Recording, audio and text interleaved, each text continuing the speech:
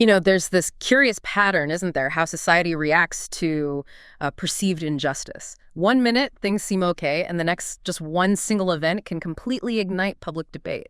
Communities just seem set ablaze with these, really intense reactions, often driven by this deep sense of right and wrong. So today, we're diving deep into exactly that, these powerful, often kind of hidden drivers of human behavior. We're specifically focusing on revenge, blame, and, how these ancient impulses show up in modern society, in our politics.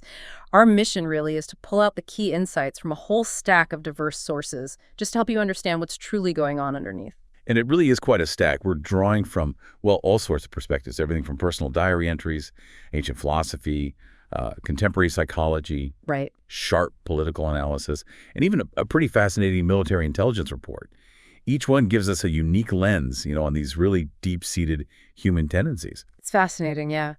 We even have this diary entry from 2021, written right after the Kyle Rittenhouse verdict, and it just captures that immediate split in the public, that feeling of, did the system work or did it not work? That sense of division. Exactly. And what's really unsettling is the prediction in the entry, that Rittenhouse might end up in government showing emotional scars, another bully seeking revenge by 2030. It's just a snapshot, really, of how quickly one event morphs into this huge societal political thing. Okay, so let's unpack this. Let's start right at the individual level, because this seems to be where blame often begins. What we're seeing across these sources is that blame is, fundamental, a psychological mechanism. Right. And it's often used, it seems, as a way for people to just avoid self-accountability. Yeah, absolutely. Instead of facing their own flaws, their own mistakes, individuals can kind of push them outwards, externalize them. Turning someone else into a scapegoat. Yeah. Exactly. Yeah. And sidestepping their own role, their own agency in the situation. And the consequences of doing that, they're not just external. They really turn inward. When people constantly push blame away, it leads to these self-inflicted wounds. It fosters self-loathing, actually, and this really critical attitude towards everyone else.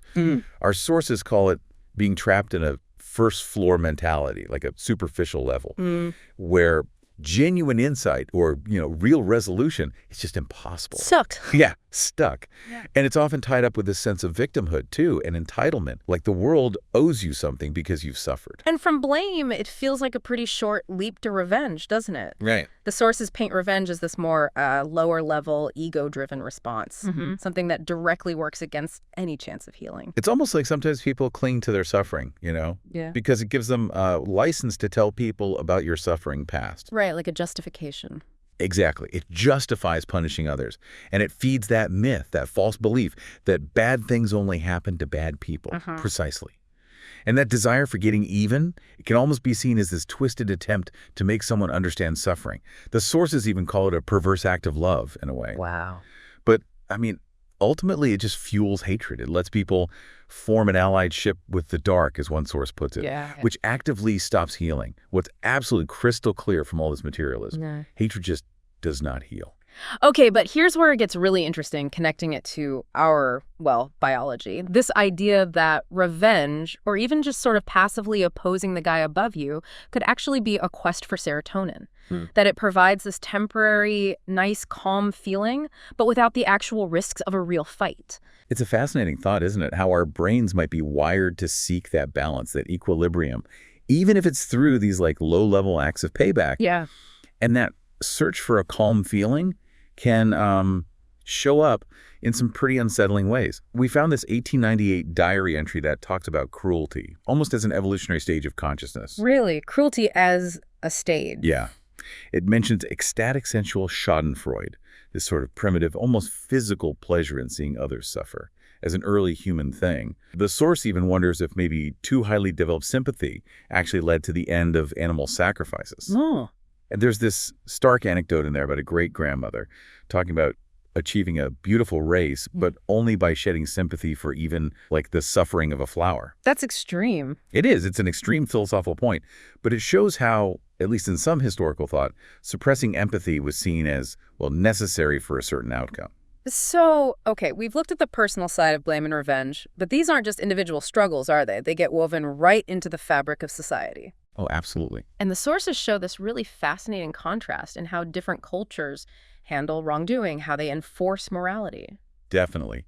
Robert Sapolsky's analysis in Behave is really sharp here.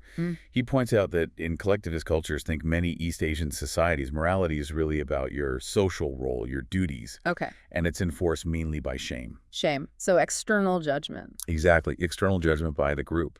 It's about honor, reputation. It needs an audience. And shame is a negative assessment of the entire individual.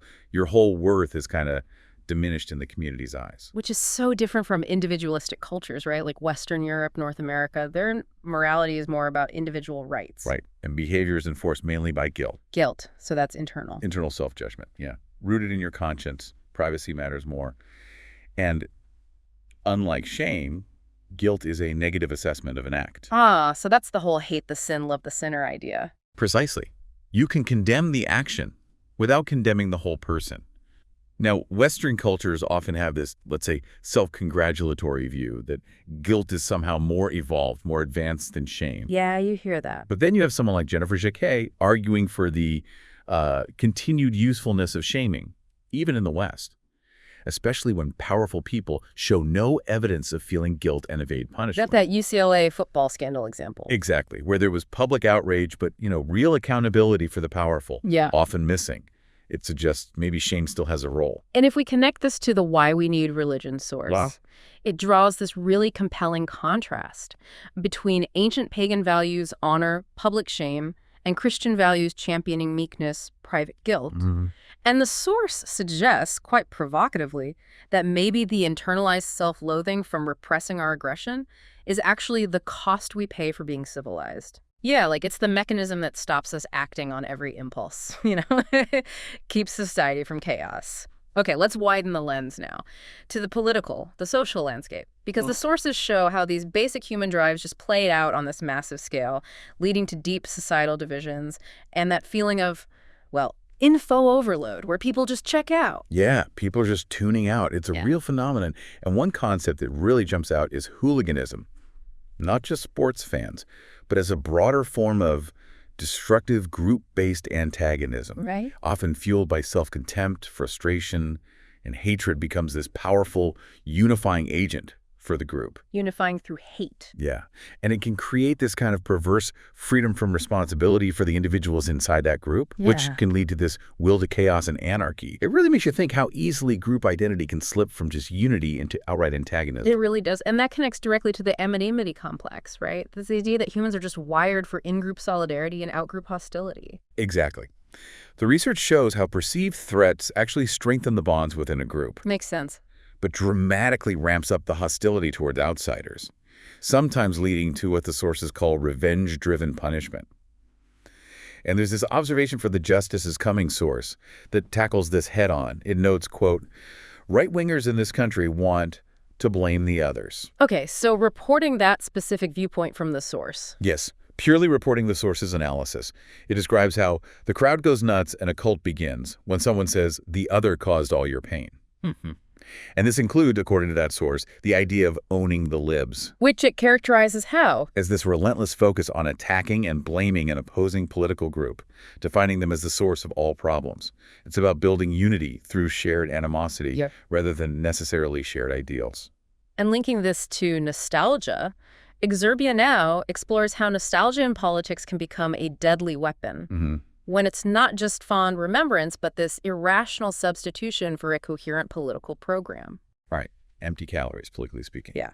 And it often leads to blaming someone typically of different national origin, race, or religious belief for the demolition of past greatness. The sources describe how this narrative, when used by certain figures or movements, can really stir up division, even violence. And this fits so well with George Lakoff's ideas on communicating our American values and visions, specifically his concept of deep frames, these unconscious moral worldviews we all have. Ah, yes.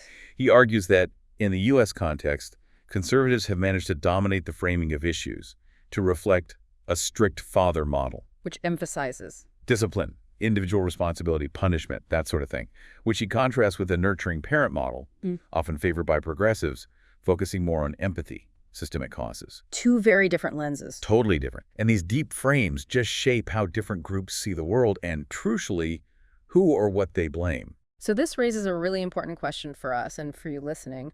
How do these deep frames contribute to what the sources call compartmentalization? Where people can hold views that seem contradictory, but they don't see themselves as, like, true moderates. Yeah, it's like their worldview is such a strong filter, it just screens out anything that doesn't quite fit. Interesting puzzle. Okay, let's brace ourselves a bit, because now we need to explore the most extreme expressions of these drives. Things like targeted assassinations, even the chilling idea of civil conflict, which some sources get into. We'll take the killing evil doesn't make us evil perspective. It looks at the killing of Osama bin Laden, and it frames that act not really as revenge, but as a, quote, civilized and morally sound response, meant to prevent future harm. A preventative measure. Right. But it sparked this fascinating debate, didn't it? About whether the public reaction was driven by liberal guilt, as some called it, or this kind of effortless macho triumph. What is clear is that some European leaders definitely described a feeling of joy in the streets. And this impulse for extreme action, it has cultural echoes too, right? Films like Taxi Driver capturing those urban revenge fantasies against crime back in the day. Yeah, tapping into a real feeling. And then you have political radicals, like the Weather Underground, who explicitly turned to terrorism, framing it as defense and revolution. Different motives, maybe, but extreme actions nonetheless. Digging deeper, that Why We Need Religion source, again, offers a really powerful analysis of extremism itself. It argues that real extremism, while statistically quite rare— It mentions a figure, right? Yeah, around 3% of Muslims, according to one study it cites. But the engine of it argues, is resentment.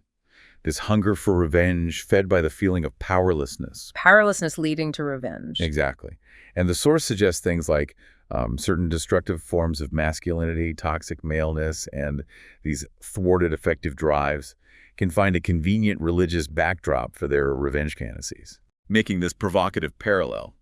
The lone wolf mass shooter and the jihadi fighter are not as far apart psychologically as we might assume. And then we get to the How Putin May Die source, which is just stark. It lays out these incredibly detailed, chilling scenarios for a leader's forced termination of the human contract, as it puts it. Yeah, it's pretty graphic. It speculates about internal Russian plots, maybe oligarchs, maybe humiliated generals, even just ordinary citizens. It's a deep dive into the ultimate act of perceived justice, or maybe revenge, at the absolute highest level of state power. Yes, and what's really striking is just the sheer inventiveness of the hypothetical methods discussed. Everything from poison being thrown out of windows. Classic spy stuff. Right. But also the strategic use of Russia's own advanced weapons, hypersonic missiles, cruise missiles turned inward. Using their own arsenal against them. Exactly. It even mentions those Panzer surface-to-air missile systems seen on buildings in Moscow, and speculates they might be there to guard against internal threats, not just external ones like Ukrainian drones. That level of paranoia. It really highlights the potential depth of paranoia and the extreme lengths factions might consider when driven by revenge or the perceived need for a regime change. So, okay, stepping back. What does this all mean when we look at the worst-case scenarios that source presents? It talks about terrifying possibilities like military coup plotters getting control of WMDs. Mere fuel. Absolutely. Potentially leading to a full-scale Russian civil war. It forces anyone aligned with the leader into this dire choice. Potentially die by nerve gas, flame, radiation, or explosive entombment. Just horrific choices. And the bottom line question the source leaves us with is chillingly simple. If a leader like that does die, will the replacement be better or worse? Yeah, no easy answers there. A stark reminder of the global stakes when these extreme human impulses play out. Okay. After exploring some really dark human tendencies, let's try to pivot. How do these sources suggest we might actually move beyond these cycles of blame and revenge? Is there a way out? Well, Caroline Myss offers some really profound insights on exactly that, on moving beyond. She emphasizes, critically, self-accountability. Duty responsibility. Yes, and that involves consciously shifting vocabulary, actively removing words like blame, deserve, entitlement from our inner talk. Changing how we think. Exactly. Embracing the power of choice, realizing our perspective is ours to control, and adopting an impersonal view of life events, which sounds cold, maybe, but she argues it's key for healing at maximum speed. And Myss goes further, right? She talks about forgiveness not as like a reasonable thing. No, not reasonable at all. She called it a mystical act. Mystical. Yeah, meaning it requires stepping back, getting a higher perspective, seeing events, even really traumatic ones, as potentially part of a deeper journey, maybe a spiritual one. It's not about excusing the harm, then. Not at all. It's about releasing yourself from the grip of that resentment, that need for payback. And this connects nicely to the idea of practical reason from the Why We Need Religion source, which argues that real emotional ethical improvement doesn't just come from book learning and science, not on its own. It needs more than intellect. Right. It requires actively managing our emotions and, crucially, making better childhoods a major priority. Focusing on early development. Yes. The basic idea is that being loved, feeling secure early on, is absolutely critical for reducing cruelty and the potential for extremism later in life. It points to a kind of societal responsibility, really, to nurture compassion from the very beginning. Which leads beautifully into the philosophical baby. This source highlights our amazing human ability to think counterfactually, to imagine what might have been. Alternate realities. Exactly. And paradoxically, that very ability to imagine things differently is what lets us change the future. Right, because we can envision possibilities. Yeah. Children develop this skill, moving from just trial and error to actual insightful planning. It's a huge cognitive leap, apparently crucial to our success as a species. And this capacity for foresight, for choice. It's so vital when you consider the warnings from the Constitution of Knowledge. They emphasize that a republic can only survive if it's grounded in public virtue. A call for collective self-awareness, moral strength. Absolutely. Still relevant today, wouldn't you say? Definitely. So if we try to tie all this together, what really stands out to you about this constant struggle, this tension between these powerful, sometimes really destructive impulses and our equally remarkable capacity for growth, for reason, for compassion? It seems to define so much of being human. Wow, what a journey we've taken, huh?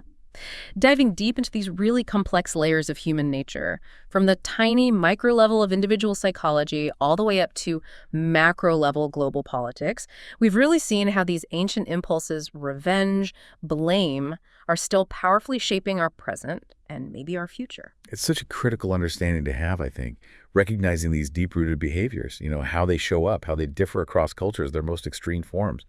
It's just crucial if we want to navigate this world, especially with all the information overload, the intense polarization. Right. It's about seeing the wiring, acknowledging it, but also understanding that we do have this profound capacity to rise above it, to choose differently. We started this whole deep dive with that diary entry about the Rittenhouse verdict, a real flashpoint of division. So maybe we can end by asking you, the listener, to consider this.